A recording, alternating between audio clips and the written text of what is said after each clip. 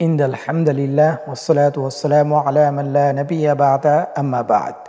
সম্মানিত প্রিয় দর্শকবৃন্দ, আজকে আপনাদের সাথে আলোচনা করব হুজুরে পাক সাল্লাল্লাহু আলাইহি সাল্লাম কেন 11টি বিবাহ করেছিলেন, অথচ উম্মতের জন্য 4টির উপর বিবাহ করা হারাম। তো উম্মতের জন্য 4টির উপরে বিবাহ করা হারাম, কিন্তু হুজুরে পাক সাল্লাল্লাহু আলাইহি সাল্লামের 11 জন স্ত্রী ছিল এবং 2 জন বাদী ছিল, সব মিলে 13 জন। তো হুজুরে পাক সাল্লাল্লাহু আলাইহি সাল্লাম কেন 11 জন স্ত্রীকে বিবাহ করেছিলেন এবং ওনার বাদীও ছিল 2 জন। তো বিস্তারিত জানতে হলে অবশ্যই আমাদেরকে প্রথমে জানতে হবে যে হুজুরে পাক সাল্লাল্লাহু আলাইহি সাল্লাম যে সমস্ত স্ত্রীদেরকে বিবাহ করেছেন ওই সমস্ত স্ত্রীদের নাম কি কি। তো চলুন জেনে নেই সর্বপ্রথম যে আমরা হুজুরে পাক সাল্লাল্লাহু আলাইহি সাল্লাম যে সমস্ত স্ত্রীগণকে বিবাহ করেছিলেন তাদের নাম। হুজুরে পাক সাল্লাল্লাহু আলাইহি সাল্লামের বয়স যখন 25 বছর, ওই সময় হুজুরে পাক সাল্লাল্লাহু আলাইহি সাল্লাম হজরতে খাদিজা রাদিয়াল্লাহু তাআলা আনহুকে বিবাহ করেছিলেন।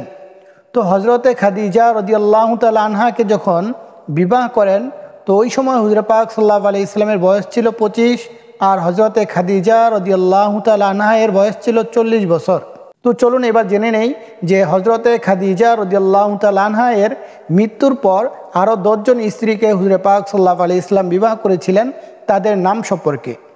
তো হজরতে খাদিজা রাদিয়াল্লাহু তাআলা আনহু জীবিত থাকা অবস্থায় হুজুরে পাক সাল্লাল্লাহু আলাইহি সাল্লাম অন্য কোনো স্ত্রীকে বিবাহ করেননি। যখন ওনার মৃত্যু হয়ে যায়, ওনার মৃত্যুর পরে হুজুরে পাক সাল্লাল্লাহু আলাইহি সাল্লাম আরও 10 জন স্ত্রীকে বিবাহ করেন, আরও 10 জন মহিলাকে বিবাহ করেন। তো তাদের নাম হলো সাউদা বিনতে জামা, আয়েশা বিনতে আবি বকর, হাফসা বিনতে ওমর, জয়নাব বিনতে খুজাইমা, হিন্দ বিনতে আবি উমাইয়া, জয়নাব বিনতে জাহশ, জুয়াইরিয়া বিনতে আল হারিস, রামলা বিনতে আবি সুফিয়ান ইবনে হারব, সাফিয়া বিনতে হোয়াই, মাইমুনা বিনতে আল হারিস। এবং যে 2 জন বাদী ছিল ওই 2 জন বাদীর মধ্যে একজন ছিলেন রায়হানা বিনতে জায়েদ, দ্বিতীয় জন ছিলেন মারিয়া আল কিবিতিয়া। তো এই ছিল হুজুরে পাক সাল্লাল্লাহু আলাইহি সাল্লামের 11 জন স্ত্রী এবং 2 জন বাদীর নাম। তো হুজুরে পাক সাল্লাল্লাহু আলাইহি সাল্লাম কেন একাধিক বিবাহ করেছেন এবং 11 জন স্ত্রী এবং 2 জন বাদী ছিলেন। তো সম্মানিত প্রিয় দর্শকবৃন্দ, হুজুরে পাক সাল্লাল্লাহু আলাইহি সাল্লাম যখন সাহাবায়ে কেরামদেরকে সাথে নিয়ে কোনো মজলিসের মধ্যে বসতেন তো ওই সমস্ত মজলিসের মধ্যে সাধারণত মহিলারা থাকতো না। তো পুরুষদের বিষয় নিয়ে হুজুরে পাক সাল্লাল্লাহু আলাইহি সাল্লাম মজলিসের মধ্যে বেশি আলোচনা করতেন। এবং এছাড়াও হুজুরে পাক সাল্লাল্লাহু আলাইহি সাল্লাম ছিল একটু লাজুক স্বভাবের। হুজুরে পাক সাল্লাল্লাহু আলাইহি সাল্লামের মধ্যে একটু লজ্জাটা ছিল বেশি এবং মহিলারা তাদের নিজেদের গোপনীয় মাসালা সম্পর্কে জানতে হুজুরে পাক সাল্লাল্লাহু আলাইহি সাল্লামের কাছে প্রশ্ন করতে মহিলারাও লজ্জা বোধ করত। তো সেক্ষেত্রে হুজুরে পাক সাল্লাল্লাহু আলাইহি সাল্লাম যে একাধিক বিবাহ করেছিলেন এর মধ্যে মেন উদ্দেশ্য ছিল যে হুজুরে পাক সাল্লাল্লাহু আলাইহি সাল্লাম একাধিক বিবাহ করেছেন। তো একাধিক বিবাহের মধ্যে যদি কারো একজন স্ত্রী থাকে তাহলে একজন মহিলার মধ্যে সমস্ত মহিলাদের স্বভাব আসবে, এটা কিন্তু হতে পারে না। তো যখন একাধিক বিবাহ হবে এক একজন মহিলার কাছ থেকে এক একটি বিষয় প্রকাশ পাবে এবং ওই বিষয়টি যখন হুজুরে পাক সাল্লাল্লাহু আলাইহি সাল্লামের মাধ্যমে সমাধান হবে তো যেন এক একজন স্ত্রী থেকে এক একটি বিষয় প্রকাশ পাওয়ার পর সেই বিষয়টি হুজুরে পাক সাল্লাল্লাহু আলাইহি সাল্লাম সমাধান করে দেওয়ার পর হুজুরে পাক সাল্লাল্লাহু আলাইহি সাল্লামের স্ত্রীগণদের থেকে মহিলারা লজ্জাবোধ ছেড়ে মহিলাদের কাছ থেকে মহিলারা ইসলামিক যে সমস্ত গোপন বিষয়গুলো রয়েছে, গোপন যে সমস্ত মাসালাগুলো রয়েছে ওই সমস্ত মাসালাগুলো যেন শিখতে পারে, সেজন্যই হুজুরে পাক সাল্লাল্লাহু আলাইহি সাল্লাম আল্লাহ রাব্বুল আলামিনের হুকুমে এতগুলো বিবাহ করেছিলেন।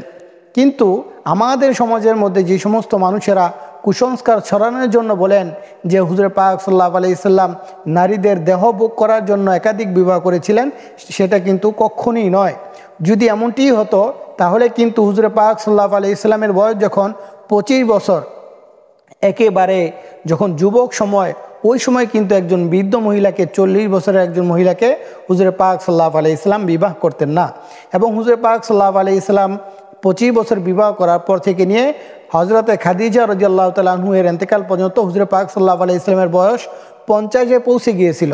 তো হুজুরে পাক সাল্লাল্লাহু আলাইহি সাল্লামের বয়স 50 হওয়ার পরে হুজুরে পাক সাল্লাল্লাহু আলাইহি সাল্লাম অন্য স্ত্রীগণকে বিবাহ করেছেন।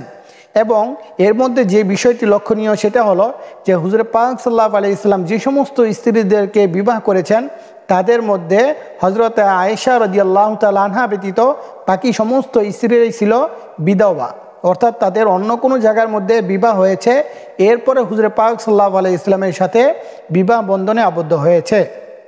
শুধুমাত্র হজরতে আয়েশা রাদিয়াল্লাহু তাআলা আনহাকে ছাড়া সমস্ত স্ত্রীরা ছিল বিধবা।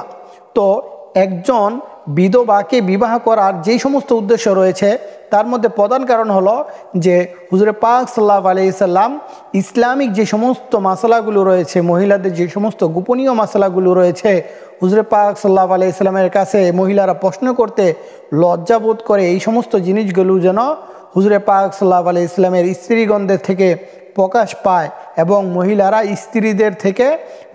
মহিলাদের থেকে তাদের গোপনীয় মাসালাগুলো শিখতে সহজ হয়, সেজন্য হুজুরে পাক সাল্লাল্লাহু আলাইহি সাল্লাম একাধিক বিবাহ করেছেন।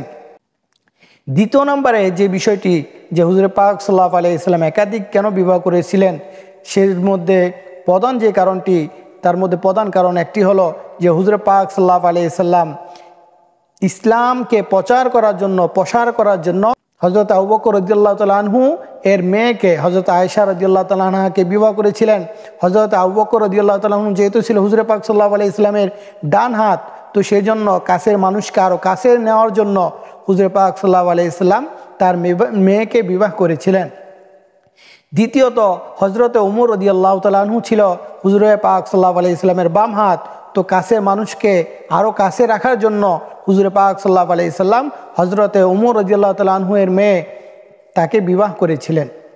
তো হুজুরে পাক সাল্লাল্লাহু আলাইহি সাল্লামের পরে যে সমস্ত চারজন খলিফা হয়েছিল, সে চারজন খলিফার মধ্যে দুজন ছিলেন হুজুরে পাক সাল্লাল্লাহু আলাইহি সাল্লামের শ্বশুর, একজন ছিলেন হযরতে আবু বকর রাদিয়াল্লাহু তাআলা আনহু, দ্বিতীয়জন ছিলেন হযরতে ওমর রাদিয়াল্লাহু তাআলা আনহু।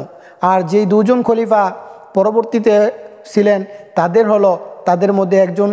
মধ্যে যে দুজন ছিল তারা দুজনই ছিল হুজুরে পাক সাল্লাল্লাহু আলাইহি সাল্লামের জামাই, অর্থাৎ হযরতে উসমান রাদিয়াল্লাহু তাআলা আনহু ওনার কাছে হুজুরে পাক সাল্লাল্লাহু আলাইহি সাল্লামের দুজন মেয়েকে দিয়েছেন এবং হযরতে আলী রাদিয়াল্লাহু তাআলা আনহু ওনার কাছে হুজুরে পাক সাল্লাল্লাহু আলাইহি সাল্লামের একজন মেয়ে হযরতে ফাতেমা রাদিয়াল্লাহু তাআলা আনহাকে বিবাহ দিয়েছিলেন। দ্বিতীয়ত যে সমস্ত স্ত্রীদেরকে হুজুরে পাক সাল্লাল্লাহু আলাইহি সাল্লাম বিবাহ করেছিলেন তাদের মধ্যে কিছু স্ত্রী তো এমন ছিল যাদেরকে যুদ্ধের ময়দানে পরাজিত করার পর তাদের যে রাজা ছিল, তাদের যে ওই বিপক্ষের প্রধান ছিল, তার মেয়েকে বিবাহ করেছেন এবং ওই মেয়েকে বিবাহ করার কারণে এই বিপক্ষের দল পুরাপুরিভাবে হুজুরে পাক সাল্লাল্লাহু আলাইহি সাল্লামের কাছে ইসলাম গ্রহণ করেছে।